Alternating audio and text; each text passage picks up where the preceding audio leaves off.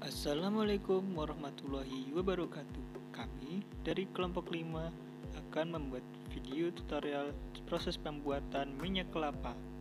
Mari kita simak pembuatannya.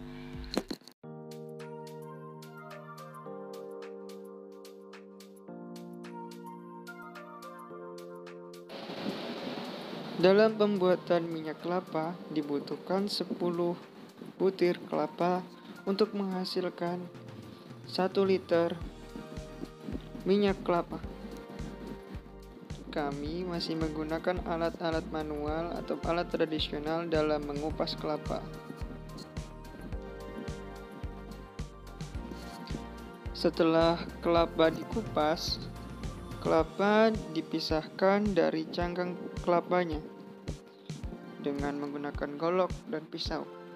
Dalam proses ini tetap hati-hati ya teman-teman, supaya tangan tidak terkena pisau atau golok yang kita gunakan sendiri.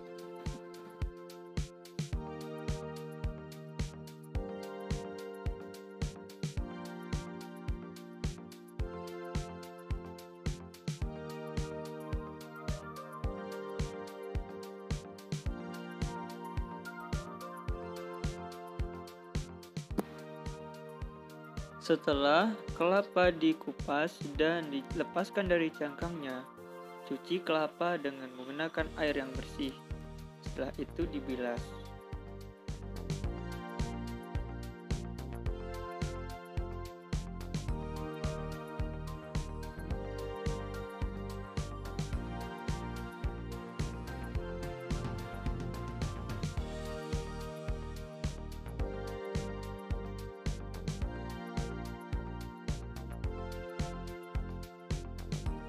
Setelah kelapa dicuci dan sudah bersih, kelapa selanjutnya diparut atau dihancurkan, yaitu dengan menggunakan alat parut manual.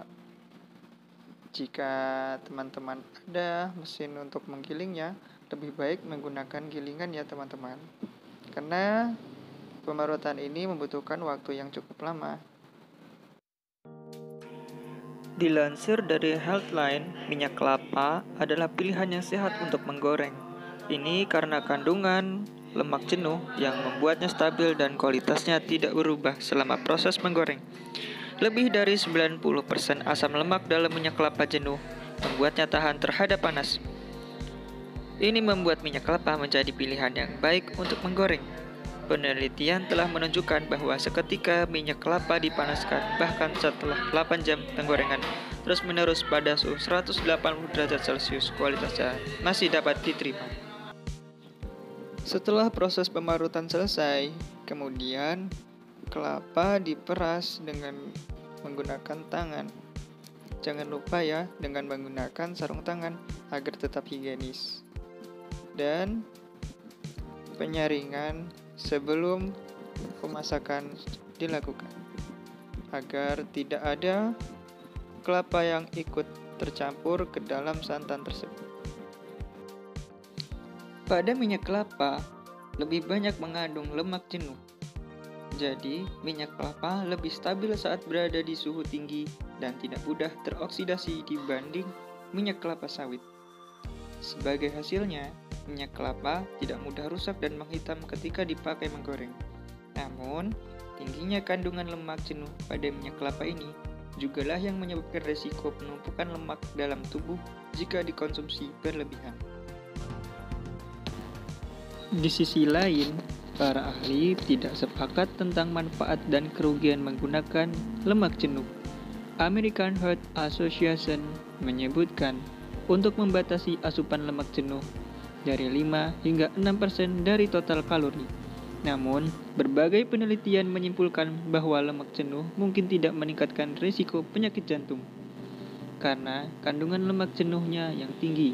Yang terbaik adalah menggunakan minyak kelapa secukupnya.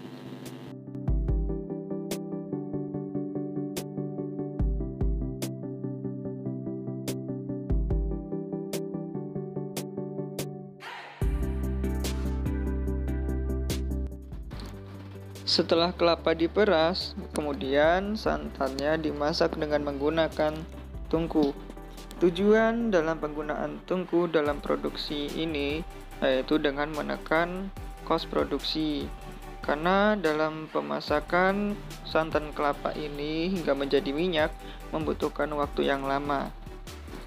Jika menggunakan kompor gas akan memberikan pengeluaran yang lebih besar dibandingkan dengan menggunakan kayu bakar.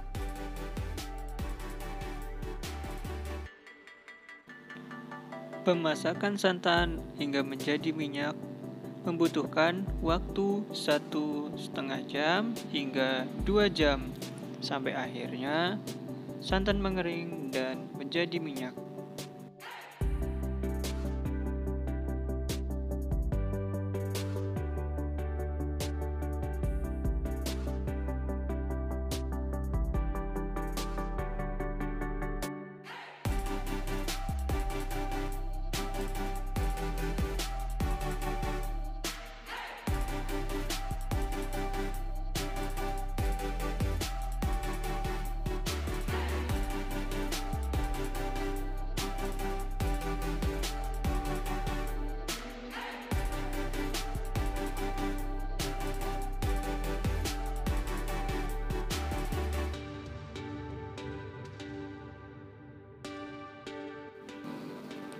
Pengadukan terus-menerus sangat diperlukan dalam proses pemasakan santan hingga menjadi minyak.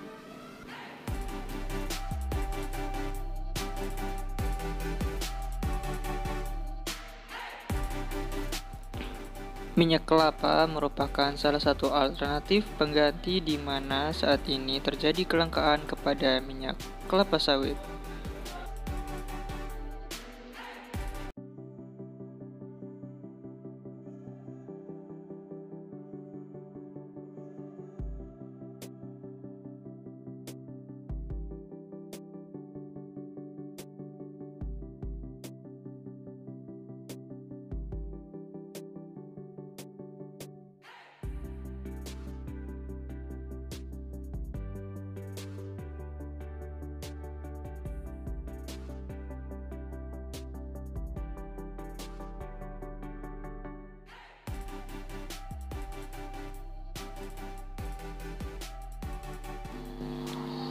Beginilah kondisi santan yang sudah mulai mengering. Dan di dalam santan ini terdapat daun melinjo ya teman-teman. Mohon maaf saat pembuatan video tidak terambil videonya.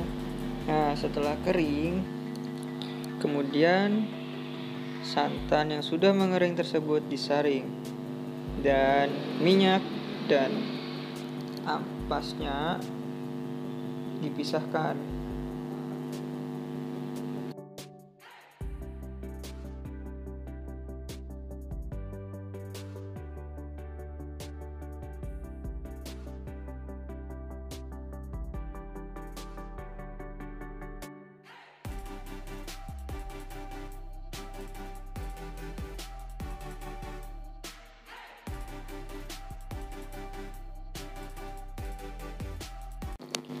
Setelah minyak yang sudah disaring tadi dingin, kemudian dimasukkan ke dalam kemasan dan jangan lupa disaring saat memasukinya, supaya jika ada kotoran tidak ikut masuk ke dalam kemasan.